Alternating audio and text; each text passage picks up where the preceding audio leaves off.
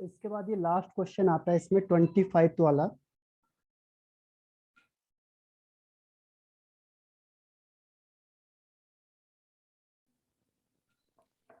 Twenty fifth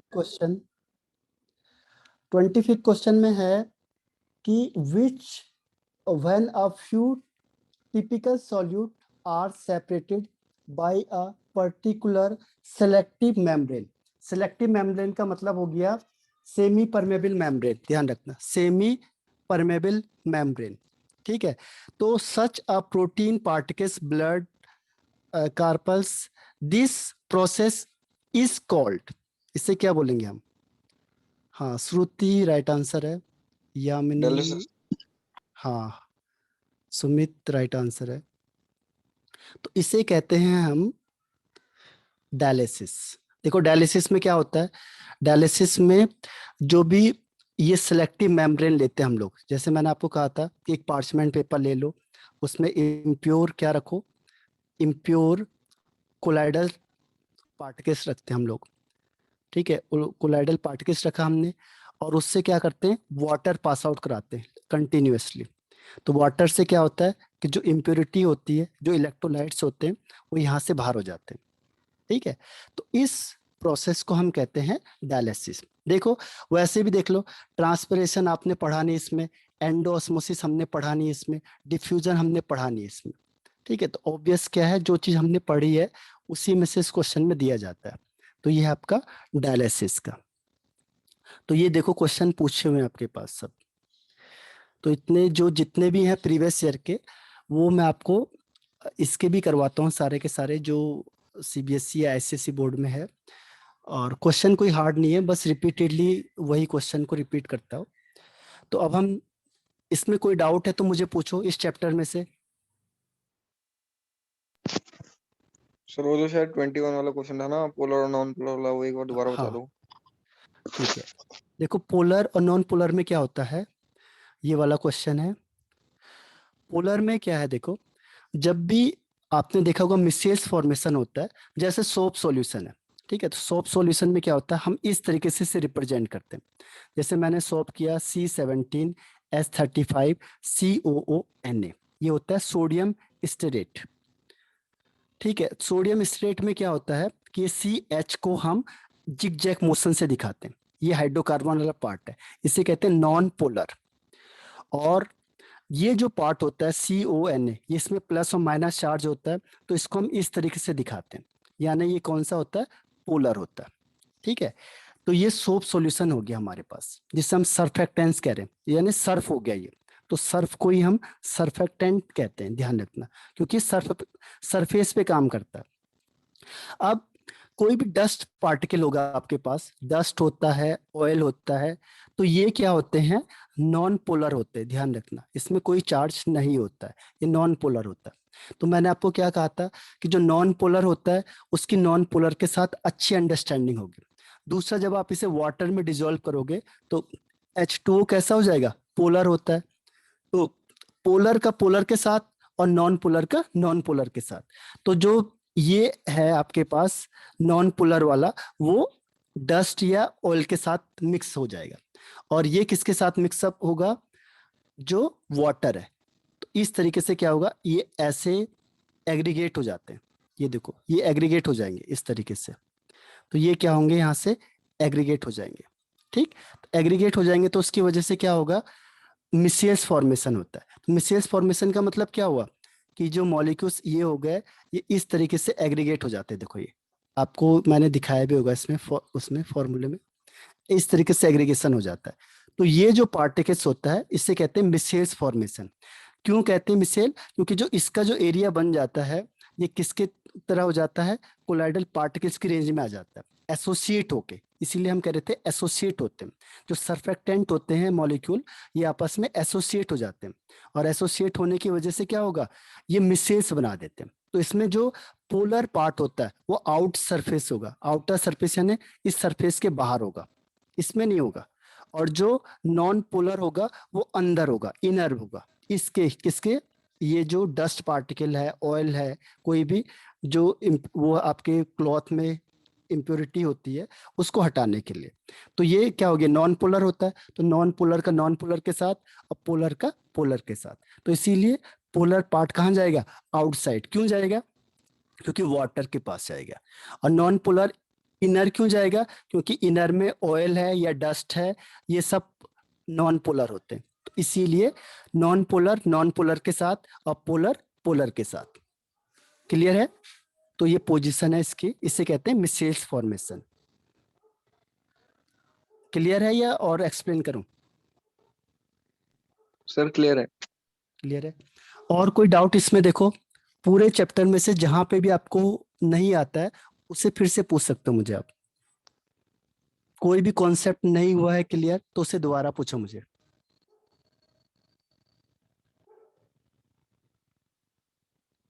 बताओ है और कोई ऐसा? ओके, तो देखो अब न्यू चैप्टर स्टार्ट करता हूं मैं। इसके बाद क्या होगा, ये चैप्टर छोटा सा ही है, इसकी जो मार्किंग है उसमें भी कम आता है, मतलब वो ज्यादा नहीं आता है। ठीक है, तो इसको हम स्टार्ट करते हैं। अब नेक्स्ट चैप्टर इज मेटलर्जी, और जल्दी हम इसे फिनिश करते हैं। उसके बाद हम क्या करेंगे, उसको क्वेश्चन आंसर ज्यादा करेंगे, जैसे अभी हमने किया क्वेश्चन आंसर, तो क्वेश्चन आंसर हम ज्यादा करेंगे।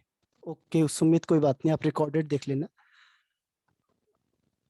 क्वेश्चन आंसर को हम फोकस ज्यादा करते हैं। तो देखो इसमें स्टार्ट करते हैं हम मेटलर्जी।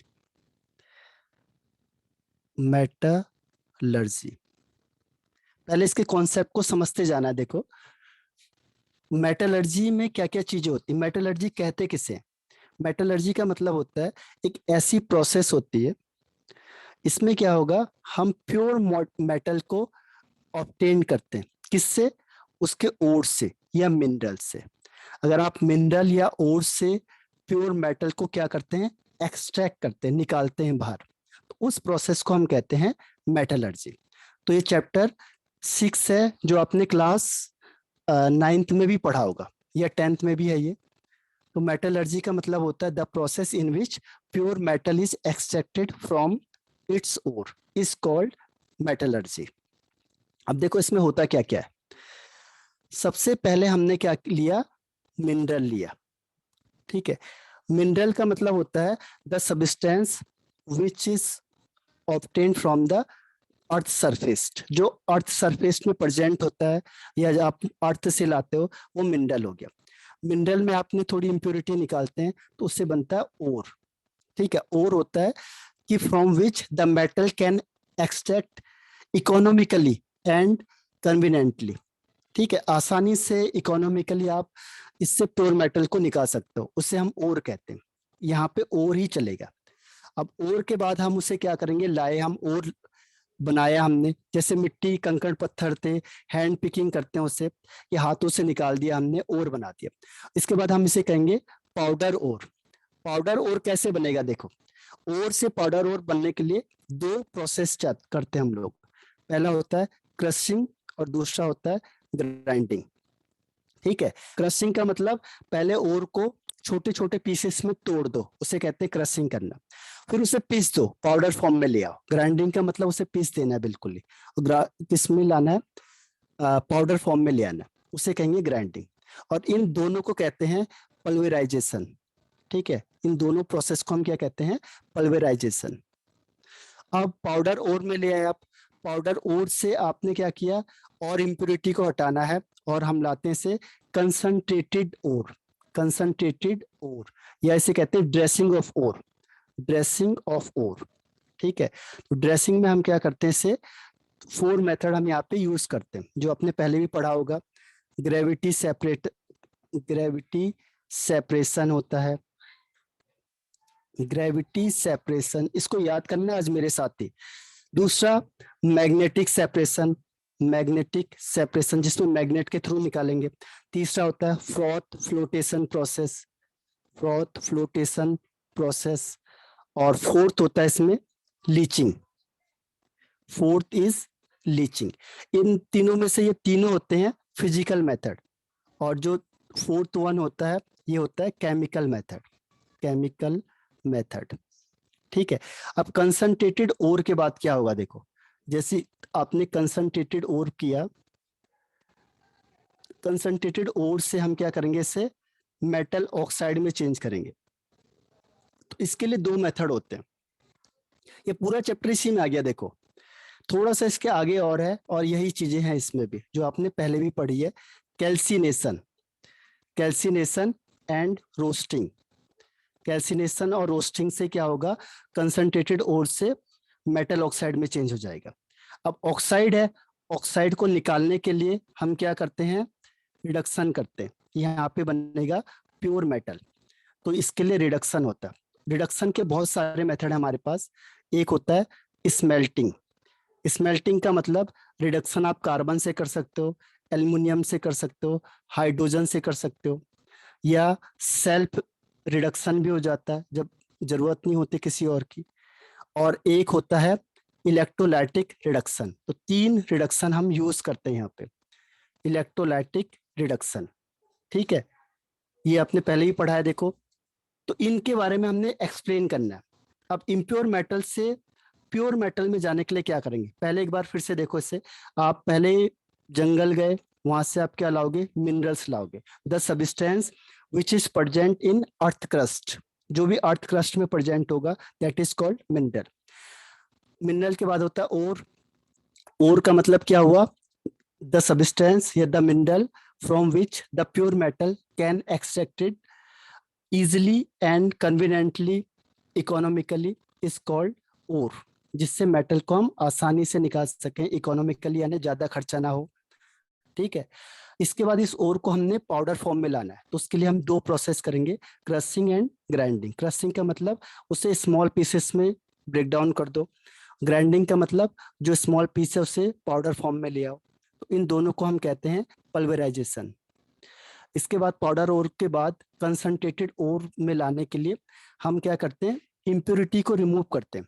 ठीक है, इम्प्योरिटी को रिमूव करना है। इम्प्योरिटी को हम यहाँ पे कहते हैं मैट्रिक्स या गैंग, गंगू भी कहते होंगे आप लोग 9th में। तो मैट्रिक्स या गैंग को रिमूव करने के लिए हम क्या करते हैं, चार मेथड यूज करेंगे।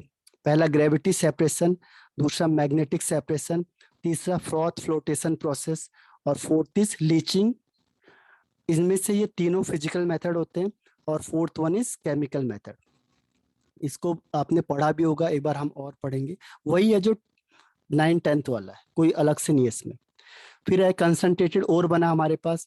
कंसंट्रेटेड ओर से ऑक्साइड में कन्वर्ट करने के लिए हमारे पास दो मेथड होते हैं, कैल्सिनेशन और रोस्टिंग। कैल्सिनेशन का मतलब अब्सेंस ऑफ एयर या लिमिटिंग अमाउंट ऑफ एयर में जो कंसंट्रेटेड ओर है वो मेटल ऑक्साइड में चेंज होगा, उसे कहते हैं कैल्सिनेशन। रोस्टिंग का मतलब एक्सेस ऑफ एयर, जब कंसंट्रेटेड ओर को मेटल ऑक्साइड में चेंज करेंगे in the excess of air, उसे कहते हैं रोस्टिंग। ठीक है, रोस्टिंग किसके लिए यूज होता है, सल्फाइड के लिए, और कैल्सिनेशन किसके लिए यूज होता है, कार्बोनेट के लिए। ठीक, अब उसके बाद ऑक्साइड में हो गया। अब इस ऑक्सीजन को निकालना है तो रिडक्शन करेंगे हम, रिमूवल ऑफ ऑक्सीजन। तो रिडक्शन करने के लिए हमारे पास तीन मेथड है। पहला होता है स्मेल्टिंग, जब हम रिडक्शन कार्बन के थ्रू करें, एल्युमिनियम के थ्रू करें या हाइड्रोजन के थ्रू करें। दूसरा सेल्फ रिडक्शन, जब अपने आप ही रिडक्शन हो जाएगा। तीसरा इलेक्ट्रोलाइटिक रिडक्शन, जब आप इलेक्ट्रिसिटी देके रिडक्शन करोगे। ये हाईली जो मेटल्स होते हैं, हाईली रिएक्टिव मेटल, उसके लिए इलेक्ट्रोलाइटिक रिफाइनिंग होती है। यहां से आपको मिल गया इम्प्योर मेटल। तो ये देखो, ये पूरा चैप्टर है आपके पास। इसको एक स्टेप और बताऊंगा तो पूरा चैप्टर खत्म हो जाएगा आपके पास। ठीक है, यहां तक सबको समझ में आया? पहले डिटेल में हम आगे पढ़ेंगे, पहले आपको ब्रॉड समझ में आ गया? ये रिप्लाई करो, यस नो, बताओ यस नो। इसको याद करना है आपने। ओके, श्रुति, यामिनी, अंबिका,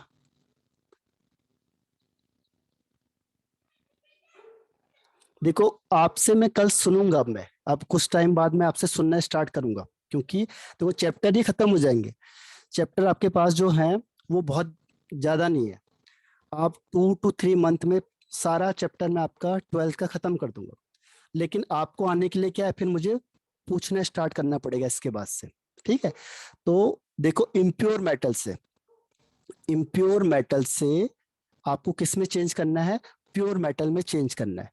तो इसके लिए हम क्या करते हैं, रिफाइनिंग। आपने सुना होगा एक वर्ड रिफाइनिंग, रिफाइन करना है इससे। तो रिफाइन करने के लिए देखो हमारे पास कौन कौन से मेथड है। पहला होता है डिस्टिलेशन, ये भी पढ़ा होगा आपने 11th में। दूसरा होता है लिक्विशन। तीसरा होता है zone refining, zone refining. Fourth one होता है इसमें vapour phase, vapour phase refining, vapour phase refining. इसमें दो आते हैं आपके पास, एक होता है मॉन्ट प्रोसेस और एक होता है वॉन अर्केल प्रोसेस। ये याद करो मेरे साथ ही, तो पूरा चैप्टर आपको याद हो जाएगा।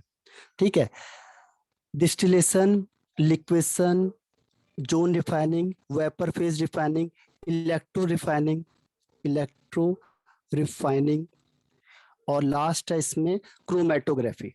तो ये पूरा चैप्टर आपका फिनिश हो जाएगा, क्रोमेटोग्राफी। ठीक है, थोड़े कुछ चीज और हैं इसमें, थोड़े से ज्यादा, लेकिन मेन बेस इसका यही है। ठीक, तो इम्प्योर मेटल से प्योर मेटल में कन्वर्ट करने के लिए हमारे पास 6 मेथड है। First is distillation, second is liquation, third is zone refining, fourth one is vapour phase refining, fifth one is electro refining, और सिक्स इज क्रोमेटोग्राफी। तो यहाँ से हमें क्या मिल जाता है, प्योर मेटल मिल जाएगा। तो पूरी कहानी जो आपकी इस चैप्टर की है वो यहीं तक है। ठीक, अब इसमें क्या होता है कि इसको हम अप्लाई करते हैं, जैसे कॉपर के लिए, जिंक के लिए, आयरन के लिए और एल्यूमिनियम के लिए। इसको हमने शुरू से, जैसे कॉपर को एक्सट्रैक्ट करना है तो हमने शुरू में क्या लिया, लास्ट में क्या आया, तो उसकी प्रोसेस आएगी कॉपर की, ऐसी जिंक की आएगी, ऐसी आयरन की आएगी और ऐसे एल्यूमिनियम की आएगी। तो ये चारों करने के बाद चैप्टर आपका फिनिश हो जाएगा। तो सोचो कि कितना छोटा चैप्टर है ये। तो यहाँ तक में बताओ किसी को कोई दिक्कत है? पहले आप इसका पूरा फ्रेमवर्क याद कर लो, तो अंदर का याद करने में कोई दिक्कत नहीं आती है। और हम क्या करते हैं, अंदर का पढ़ने लगते हैं पहले, लेकिन अगर हम बाहर से स्टार्ट करेंगे पहले तो अंदर का ऑटोमेटिकली आ जाएगा। ठीक है, तो कभी भी याद करने के लिए पहले ब्रॉड चीज को याद करो। जैसे आपने कोई टॉपिक याद कर लिया, तो उस टॉपिक को याद करने के बाद उसके अंदर के चीजें क्या होंगी, ऑटोमेटिकली याद हो जाती है। तो हम स्टार्ट करते हैं, देखो फर्स्ट इज मिनरल। मिनरल होता क्या है, मिनरल क्या होगा, the substance which is present in earth crust. जो भी आप अर्थ क्रस्ट में लाते हो, अर्थ क्रस्ट से लाते हो, वो क्या हो जाएगा, मिनरल्स हो जाएगा। तो मिनरल्स क्या हो गया, the substance which is present in earth crust. जो भी अर्थ क्रस्ट से लाओगे वो मिनरल है। और इसमें बहुत ज्यादा यूज होता है और का मतलब हुआ द मिनरल या the substance from which pure metal. देखो इससे क्या होगा, प्योर मेटल को हम आसानी से एक्सट्रैक्ट कर सकते हैं। एक्सट्रैक्ट मतलब निकालना। ठीक है, एक्सट्रैक्ट कर सकते हैं कैसे, इकोनॉमिकली, यानी हमें ज्यादा खर्चा ना आए। पता चला आपने मार्केट, पहले आप जंगल गए और लाए, इसको रिफाइन करने में आपके लग गए 100 रुपए और ये बिक रहा है 50 रुपए में, तो आपको तो फायदा होगा ही नहीं। ठीक है, तो ऐसा नहीं होता। जब आप और बनाओगे और इससे जब आप इसको प्योर मेटल बनाओगे तो और बेचोगे तो आपको इससे फायदा होना चाहिए। यानी आपको 50 रुपीज का खर्चा आएगा और आपने 100 में बेचा, तो वो इकोनॉमिकली हो गया। ठीक है, प्रॉफिटेबली, प्रॉफिटेबली भी लिखा होता है बुक में, यानी प्रॉफिट वाला होना चाहिए। इजिली निकल सकता है, कन्वीनियंटली निकल सकता है, आसानी से निकल जाएगा। ठीक है, तो उसे कहते हैं हम और उसे नहीं कहेंगे कि आपने लगा दिया 100 रुपए और बेच रहे हो 50 में, तो आपको तो लॉस हुआ, तो वो और नहीं बोलेंगे हम उससे। और किसे बोलेंगे, जिसमें खर्चा आया आपका 50 का और प्रॉफिट हुआ इससे आपको। ठीक है, बेचोगे तो वो ज्यादा में बिकेगा, तो उसे कहेंगे हम और, यानी the substance from which the pure metal can extract economically, profitably, conveniently या इजिली। तो अलग अलग वर्ड लिखे होते हैं, इकोनॉमिकली एंड कन्वीनियंटली ज्यादा सही है। अब इसके बाद आता है गैंग। गैंग या इसे कहते हैं मैट्रिक्स।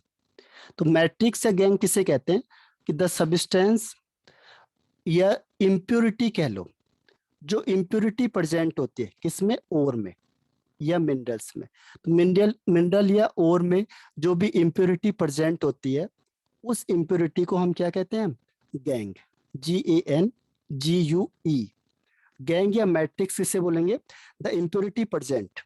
ठीक है, द इम्प्योरिटी प्रेजेंट किसमें, इन द ओर और minerals is called gang.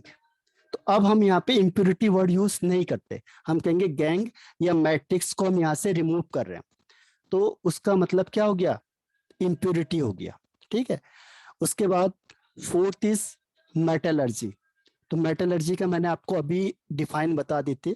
Metallurgy क्या होती है, the process in which pure metal is extracted, pure metal को एक्सट्रैक्ट करेंगे किससे, फ्रॉम इट्स ओर या देयर ओर, इट्स कह लो, उसके ओर से अगर आप प्योर मेटल को एक्सट्रैक्ट करते हो, निकालते हो, तो इस प्रोसेस को हम कहते हैं मेटलर्जी। तो ये पूरी प्रोसेस मेटलर्जी है। जैसे मैंने ओर लिया यहाँ से और ओर से मैं प्योर मेटल की तरफ जा रहा हूँ, तो जितने भी प्रोसेस हो रहे हैं वो किसके पार्ट हो गए, मेटलर्जी के पार्ट हो गए। तो ये इसलिए पूरा चैप्टर को हम मेटलर्जी भी बोलते हैं, the process in which pure metal is extracted.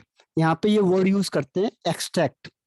अगर आपने किसी चीज को निकालना है तो यहाँ पे हम उसे के लिए वर्ड यूज करते हैं एक्सट्रैक्ट, मतलब निकालना। इसको प्योर मेटल को हम एक्सट्रैक्ट करेंगे यानी निकालेंगे किससे, उसके ओर से या मिनरल से। तो मिनरल या ओर से अगर हमने प्योर मेटल को निकालेंगे तो उसमें जो जो प्रोसेस हम यूज कर रहे हैं दैट इज कॉल्ड मेटलर्जी। ठीक है, तो ये इसके 4 पॉइंट हो गए मेटलर्जी के। क्लियर हुआ ये, बताओ, एनी डाउट। देखो कल हम क्या कर सकते हैं, ये पूरा का पूरा स्टेप खत्म कर सकते हैं, फिर रिपीट करेंगे हम। जैसे क्वेश्चन आंसर तो बार बार उसे रिपीट करना है। मैंने आपको कई बार कहा है कि अभी आप कितना भी टाइम दे दो, उसे रिपीट करते जाओ। जैसे सरफेस में हमने इतना टाइम क्वेश्चन आंसर में किया, तो आपको उसमें क्या होगा, चीजें लर्न हो चुकी होगी। तो जिसको हम जितना टाइम देंगे वो उतना ज्यादा हमारे माइंड में रहती है। और ये चैप्टर आपने पहले भी पढ़ा हुआ है। इसमें जो क्वेश्चन आते हैं वो कैसे आएंगे, एक प्रिंसिपल आता है, ध्यान रखना प्रिंसिपल। जैसे आपने ग्रेविटी सेपरेशन पढ़ा या फ्रॉथ फ्लोटेशन प्रोसेस पढ़ा, तो उसके प्रिंसिपल बताओ।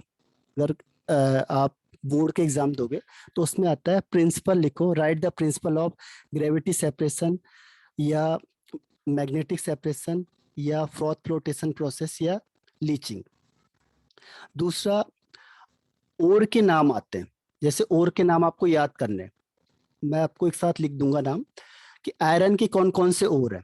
तो कई बार वो कहता है कि मैग्नेटाइट किसका ओर है, या आयरन के name the 2 ore of iron.